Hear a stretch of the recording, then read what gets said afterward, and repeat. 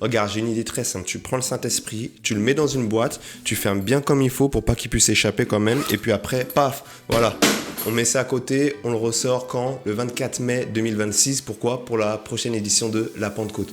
Parce que si on se dit la vérité, le Saint-Esprit, on s'en fout en dehors de la Pentecôte. À un moment donné, il faut être sérieux.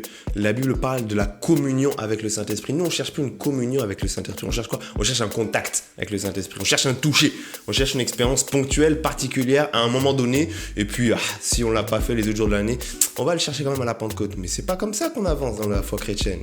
Lorsque la Bible parle de la personne du Saint-Esprit, elle parle d'une personne qui est avec nous au quotidien, avec qui on doit communier, avec qui on doit vivre de manière permanente. Et c'est ainsi qu'on pourra en vivre le bénéfice. Tu peux avoir le meilleur ami du monde. Si tu parles pas avec lui, c'est comment?